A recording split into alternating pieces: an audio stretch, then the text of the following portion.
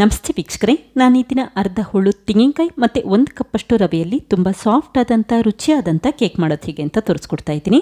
ಹಾಗೆ ಈ ರೀತಿ ಕೇಕ್ ಮಾಡಲಿಕ್ಕೆ ಓವನ್ ಬೇಡ, ಮೊಟ್ಟೆ ಬೇಡ ಮತ್ತು ಬೆಣ್ಣೆ ಕೂಡ ಬೇಡ.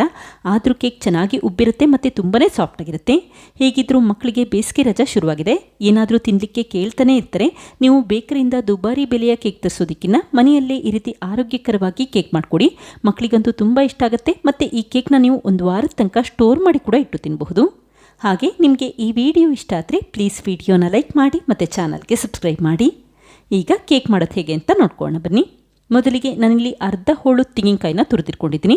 ಆದಷ್ಟು ತೆಂಗಿನಕಾಯಲ್ಲಿ ಬಿಳಿ ಭಾಗ ಅಷ್ಟೇ ತುರಿದಿಟ್ಕೊಳ್ಳಿ, ಆವಾಗ ಕೇಕ್ ಅಷ್ಟೇ ತುಂಬಾ ರುಚಿಯಾಗಿ ಬರುತ್ತೆ.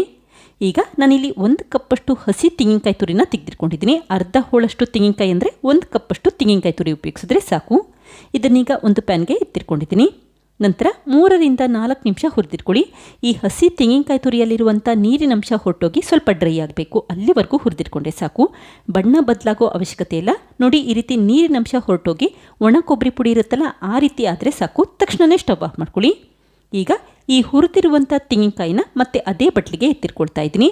ಈ ರೀತಿ ತೆಂಗಿನಕಾಯಿನ ಹುರಿಯೋದ್ರಿಂದ ಈ ಕೇಕ್ನ ಒಂದು ವಾರದ ತನಕ ಸ್ಟೋರ್ ಮಾಡ್ಕೋಬಹುದು. ಹಾಗೆ 1-2 ಚಮಚದಷ್ಟು ತೆಂಗಿನಕಾಯಿ ತುರಿನ ಹಾಗೆ ಎತ್ತಿಟ್ಕೊಳ್ತಾ ಇದ್ದೀನಿ. ನಂತರ ಉಪಯೋಗಿಸ್ಕೊಳ್ಳೋಣ.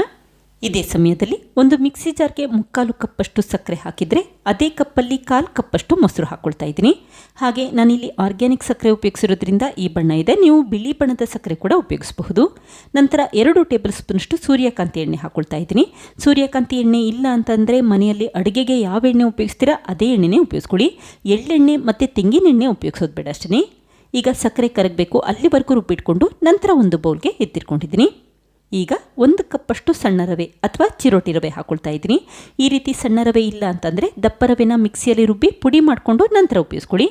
ಈಗ ನಿಧಾನಕ್ಕೆ ಮಿಕ್ಸ್ ಮಾಡ್ಕೊಳ್ತಾ ಇದ್ದೀನಿ. ಈ ಮಿಶ್ರಣದಲ್ಲಿ ಗಂಟುಗಳಿರಬಾರ್ದು, ಆ ರೀತಿ ನೀಟಾಗಿ ಮಿಕ್ಸ್ ಮಾಡಿಟ್ಕೊಳ್ಳಿ. ನೋಡಿ, ಈಗ ಚೆನ್ನಾಗಿ ಮಿಕ್ಸ್ ಮಾಡಿಕೊಂಡು ಲಿಡ್ ಕ್ಲೋಸ್ ಮಾಡಿ 10 ರಿಂದ 15 ನಿಮಿಷ ರವೆನ ನೆನೆಯಲಿಕ್ಕೆ ಹಾಗೆ ಇಡ್ತಾ ಇದ್ದೀನಿ. ಇದೇ ಸಮಯದಲ್ಲಿ ಕೇಕ್ ಟಿನ್ಗೆ ಸ್ವಲ್ಪ ಎಣ್ಣೆ ಹಾಕಿ ನೀಟಾಗಿ ಸ್ಪ್ರೆಡ್ ಮಾಡ್ಕೊಳ್ತಾ ಇದ್ದೀನಿ. ಕೇಕ್ ಟಿನ್ ಇಲ್ಲ ಅಂತಂದರೆ ಯಾವುದಾದ್ರೂ ಅಲ್ಯೂಮಿನಿಯಂ ಪಾತ್ರೆ ಉಪಯೋಗಿಸ್ಕೊಳ್ಳಿ. ನಂತರ ಬೇಕಿಂಗ್ ಪೇಪರ್ ಹಾಕಿದರೆ ಬೇಕಿಂಗ್ ಪೇಪರ್ ಮೇಲೂ ಕೂಡ ಸ್ವಲ್ಪ ಎಣ್ಣೆ ಹಾಕಿ ನೀಟಾಗಿ ಸ್ಪ್ರೆಡ್ ಮಾಡಿಟ್ಕೊಂಡಿದ್ದೀನಿ. ಈಗ ಗಟ್ಟಿಯಾದ ಬಾಣಲಿಯ ಮಧ್ಯಭಾಗಕ್ಕೆ ಕುಕ್ಕರ್ ಪ್ಲೇಟ್ ಇಟ್ಟು ಲಿಡ್ ಕ್ಲೋಸ್ ಮಾಡಿ 10 ನಿಮಿಷ ಸಣ್ಣ ಉರಿಯಲ್ಲಿ ಬಿಸಿ ಮಾಡಲಿಕ್ಕೆ ಇಟ್ಕೊಳ್ಳಿ. ಈಗ 10 ನಿಮಿಷ ಆಗಿದೆ ಮತ್ತು ರವೆ ಮಿಶ್ರಣ ಕೂಡ ಚೆನ್ನಾಗಿ ನೆಂದಿದೆ.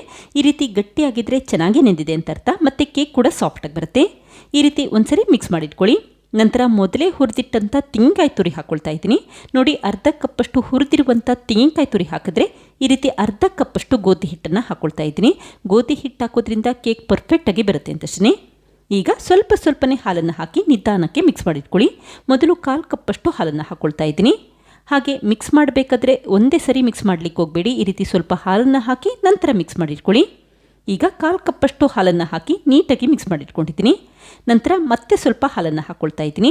ನಾವಿಲ್ಲಿ 1 ಕಪ್ಪಷ್ಟು ರವೆ ಮತ್ತು ಅರ್ಧ ಕಪ್ಪಷ್ಟು ಗೋಧಿ ಹಿಟ್ಟು ಹಾಗೆ ಅರ್ಧ ಕಪ್ಪಷ್ಟು ತೆಂಗಿನಕಾಯಿ ತುರಿ ಹಾಕೋದ್ರಿಂದ ಸ್ವಲ್ಪ ಜಾಸ್ತಿ ಪ್ರಮಾಣದಲ್ಲಿ ಹಾಲನ್ನು ಉಪಯೋಗಿಸಬೇಕಾಗುತ್ತೆ. 1/4 ಕಪ್ಗಿನ್ನ ಸ್ವಲ್ಪ ಜಾಸ್ತಿ ಅಥವಾ ಅರ್ಧ ಕಪ್ಗಿನ್ನ ಸ್ವಲ್ಪ ಕಡಿಮೆ ಪ್ರಮಾಣದಲ್ಲಿ ಹಾಲನ್ನು ಉಪಯೋಗಿಸಿದ್ರೆ ಸಾಕು. ಹಾಲನ್ನು ಬಿಸಿ ಮಾಡಿಕೊಂಡು ತಣ್ಣಗಾದ ನಂತರಷ್ಟೇ ಈ ರೀತಿ ಕೇಕ್ ಬ್ಯಾಟರ್ಗೆ ಹಾಕಿ ಮಿಕ್ಸ್ ಮಾಡಿಟ್ಕೊಳ್ಳಿ.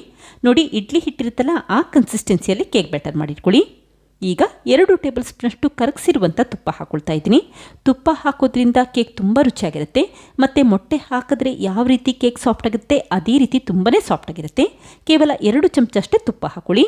ಈಗ 1/4 ಟೀ ಸ್ಪೂನಷ್ಟು ಏಲಕ್ಕಿ ಪುಡಿ ಹಾಕ್ಕೊಳ್ತಾ ಇದ್ದೀನಿ. ಏಲಕ್ಕಿ ಪುಡಿ ಹಾಕೋದ್ರಿಂದ ಕೇಕಲ್ಲಿ ಒಂದೊಳ್ಳೆ ಫ್ಲೇವರ್ ಬಂದಿರುತ್ತೆ. ಬೇಕನ್ಸಿದ್ರೆ ಮನೆಯಲ್ಲಿ ವೆನಿಲಾ ಎಸೆನ್ಸ್ ಇದ್ದರೆ 1 ಟೀ ಸ್ಪೂನಷ್ಟು ವೆನಿಲಾ ಎಸೆನ್ಸ್ ಉಪಯೋಗಿಸ್ಕೊಳ್ಳಿ. ಇಲ್ಲ ಅಂತಂದರೆ 1/4 ಟೀ ಸ್ಪೂನಷ್ಟು ಏಲಕ್ಕಿ ಪುಡಿ ಹಾಕಿದ್ರೆ ಸಾಕು. ಈಗ 1/4 ಟೀ ಸ್ಪೂನಷ್ಟು ಅಡುಗೆ ಸೋಡಾ ಹಾಗೆ 1 ಟೀ ಸ್ಪೂನಷ್ಟು ಬೇಕಿಂಗ್ ಪೌಡರ್ ಹಾಕಿ ಜರಡಿ ಮಾಡ್ಕೊಳ್ತಾ ಇದ್ದೀನಿ. ಜರಡಿ ಮಾಡ್ಕೊಳ್ಳೋದ್ರಿಂದ ಬೇಕಿಂಗ್ ಪೌಡರ್ ಮತ್ತು ಸೋಡಾದಲ್ಲಿ ಸಣ್ಣ ಪುಟ್ಟ ಗಂಟುಗಳಿದ್ರೆ ಅದೆಲ್ಲ ಉಟ್ಕೊಳ್ಳುತ್ತೆ. ಈಗ 1 ಟೇಬಲ್ ಸ್ಪೂನಷ್ಟು ತಣ್ಣಗಿರುವಂಥ ಹಾಲನ್ನು ಹಾಕಿ ನಿಧಾನಕ್ಕೆ ಮಿಕ್ಸ್ ಮಾಡ್ಕೊಳ್ತಾ ಇದ್ದೀನಿ. ಸೋಡಾ ಮತ್ತು ಬೇಕಿಂಗ್ ಪೌಡರ್ ಹಾಕಾದ್ಮೇಲೆ ಕೇಕ್ ಬ್ಯಾಟರ್ನ ತುಂಬ ಸಮಯ ಹೊರಗಡೆ ಇಡ್ಲಿಕ್ಕೆ ಹೋಗಬೇಡಿ. ಈ ರೀತಿ ಚೆನ್ನಾಗಿ ಮಿಕ್ಸ್ ಮಾಡಿಕೊಂಡು ತಕ್ಷಣವೇ ಬೇಯಲಿಕ್ಕೆ ಇಟ್ಕೊಳ್ಳಿ. ಆವಾಗ ಕೇಕ್ ಕೂಡ ತುಂಬಾ ಸಾಫ್ಟಾಗಿ ಬರುತ್ತೆ. ಈಗ ಮಿಕ್ಸ್ ಮಾಡಿದ ನಂತರ ಈ ಕೇಕ್ ಬ್ಯಾಟರ್ನ ಟಿನ್ಗೆ ಹಾಕ್ಕೊಳ್ತಾ ಇದ್ದೀನಿ. ನೋಡಿ, ಇಡ್ಲಿ ಹಿಟ್ಟಿರುತ್ತಲ್ಲ, ಆ ಕನ್ಸಿಸ್ಟೆನ್ಸಿಯಲ್ಲಿ ಮಾಡಿಟ್ಕೊಂಡಿದ್ದೀನಿ. ಹಾಗೆ ಈ ಟಿನ್ನನ್ನು 1-2 ಬಾರಿ ನೆಲಕ್ಕೆ ಟ್ಯಾಪ್ ಮಾಡ್ಕೊಳ್ಳಿ. ಆವಾಗ ಕೇಕ್ ಬ್ಯಾಟರಲ್ಲಿ ಏರ್ ಬಬಲ್ಸ್ ಇದ್ದರೆ ಅದೆಲ್ಲ ಹೊರಟೋಗುತ್ತೆ ಅಂತಷ್ಟೇ. ನಂತರ ಮೊದಲೇ ಎತ್ತಿಟ್ಟಂಥ ಈ ಹುರಿದಿರುವಂಥ ತೆಂಗಿನಕಾಯಿ ತುರಿನ ಈ ರೀತಿ ಕೇಕ್ ಬ್ಯಾಟರ್ ಮೇಲ್ಭಾಗಕ್ಕೆ ಸ್ಪ್ರೆಡ್ ಮಾಡಿಟ್ಕೊಳ್ಳಿ. ಆವಾಗ ಕೇಕ್ ನೋಡಲಿಕ್ಕೆ ಇನ್ನೂ ಚೆನ್ನಾಗಿ ಕಾಣುತ್ತೆ. ಈಗ ಬಾಣಲಿ ಕೂಡ ಬಿಸಿಯಾಗಿದೆ. ಬಾಣಲಿ ಬಿಸಿಯಾದ ನಂತರ ಕರೆಕ್ಟಾಗಿ ಮಧ್ಯಭಾಗಕ್ಕೆ ಈ ಟಿನ್ನ ಇಟ್ಕೊಂಡಿದ್ದೀನಿ. ನಂತರ ಲಿಡ್ ಕ್ಲೋಸ್ ಮಾಡಿ 35ರಿಂದ 45 ನಿಮಿಷ ಸಣ್ಣ ಉರಿ ಅಥವಾ ಲೋ ಫ್ಲೇಮಲ್ಲಿ ಇಟ್ಕೊಂಡು ಬೇಲಿಕಿಟ್ಕೊಳ್ಳಿ. ನೋಡಿ ಈಗ 40 ನಿಮಿಷ ಆಗಿದೆ. ಈ ರೀತಿ ಒಂದು ಟೂತ್ ಪಿಕ್ ಹಾಕಿದ್ರೆ ಕೇಕ್ ಅಂಟುತ್ತಾ ಇಲ್ಲ ಅಂತಂದರೆ ಚೆನ್ನಾಗಿ ಬೆಂದಿದೆ ಅಂತ ಅರ್ಥ. ತಕ್ಷಣವೇ ಸ್ಟವ್ ಆಫ್ ಮಾಡಿಕೊಂಡು ಟಿನ್ನನ್ನು ಹೊರಗಡೆ ಎತ್ತಿಟ್ಕೊಳ್ಳಿ. ನೋಡಿ ಟಿನ್ನಿನ ಅರ್ಧ ಭಾಗಕ್ಕಿಂತ ಸ್ವಲ್ಪ ಜಾಸ್ತಿ ಅಷ್ಟೇ ಕೇಕ್ ಬ್ಯಾಟರ್ನ ಹಾಕಿದ್ದೆ. ಈಗ ಕೇಕ್ ಟಿನ್ ತುಂಬ ಆಗಿದೆ, ಅಂದರೆ ಚೆನ್ನಾಗಿ ಉಬ್ಬಿ ಬಂದಿದೆ ಅಂತ ಅರ್ಥ. ಈಗ ಕೇಕ್ ತಣ್ಣಗಾದ ನಂತರ ಈ ರೀತಿ ಚಾಕುವಲ್ಲಿ ನಿಧಾನಕ್ಕೆ ಎಡ್ಜಸ್ನ ಬಿಡಿಸಿಟ್ಕೊಳ್ಳಿ. ನಂತರ ಈ ಟಿನ್ನನ್ನು ಒಂದು ಪ್ಲೇಟ್ ಮೇಲೆ ಉಲ್ಟಾ ಮಾಡಿಟ್ಕೊಂಡಿದ್ದೀನಿ. ನೋಡಿ ಬೇಕಿಂಗ್ ಪೇಪರ್ಗೂ ಕೂಡ ಅಂಟಿಲ್ಲ, ತುಂಬ ಸುಲಭವಾಗಿ ಕೇಕ್ನ ತೆಗೆದಿಟ್ಕೊಂಡಿದ್ದೀನಿ. ಹಾಗೆ ಕೇಕ್ ಸುತ್ತ ಮತ್ತು ಕೇಕ್ ಹಿಂಭಾಗ ಕೂಡ ಒಳ್ಳೆ ಬಣ್ಣ ಬಂದಿದೆ, ಎಲ್ಲೂ ಕೂಡ ಕಪ್ಪಾಗಿಲ್ಲ. ಈಗ ನಿಧಾನಕ್ಕೆ ಚಾಕುವಲ್ಲಿ ಕಟ್ ಮಾಡ್ಕೊಳ್ತಾ ಇದ್ದೀನಿ. ನೋಡಿ ಎಷ್ಟು ಸಾಫ್ಟಾಗಿ ಕಟ್ ಆಗ್ತಾ ಇದೆ, ಹಾಗೆ ತುಂಬ ಚೆನ್ನಾಗಿ ಉಬ್ಬಿ ಬಂದಿದೆ ಮತ್ತು ಒಳಭಾಗ ಕೂಡ ಚೆನ್ನಾಗಿ ಬೆಂದಿದೆ. ಇದೇ ರೀತಿ ಉಳಿದಿರುವಂಥ ಕೇಕ್ನು ಕೂಡ ಕಟ್ ಮಾಡ್ಕೊಳ್ತಾ ಇದ್ದೀನಿ. ನಾನು ಮೊದಲೇ ಹೇಳಿದಾಗೆ ಈ ಕೇಕ್ ಪೀಸಸ್ಗಳನ್ನ ಸ್ಟೋರ್ ಮಾಡಿ ಕೂಡ ಇಡಬಹುದು. ಹೊರಗಡೆ ಇಡೋದಾದರೆ ಒಂದು 3ರಿಂದ 5 ದಿನದ ತನಕ ಸ್ಟೋರ್ ಮಾಡ್ಕೋಬಹುದು. ಫ್ರಿಜ್ಜಲ್ಲಾದರೆ ಒಂದು ವಾರದ ತನಕ ಸ್ಟೋರ್ ಮಾಡ್ಕೋಬಹುದು.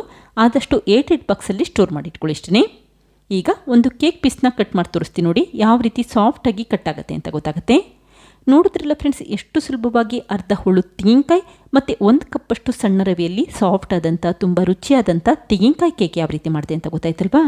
ನೀವು ಕೂಡ ಟ್ರೈ ಮಾಡಿ ನೋಡಿ, ಮಕ್ಕಳಿಗಂತೂ ತುಂಬಾ ಇಷ್ಟ ಆಗುತ್ತೆ. ಹಾಗೆ ಮತ್ತೆ ಮತ್ತೆ ಕೇಳಿ ಮಾಡಿಸ್ಕೊಳ್ತಾ ಇರ್ತಾರೆ. Thank you. ಲೈಕ್ ಮಾಡಿ ಮತ್ತು ಸಬ್ಸ್ಕ್ರೈಬ್ ಮಾಡಿ.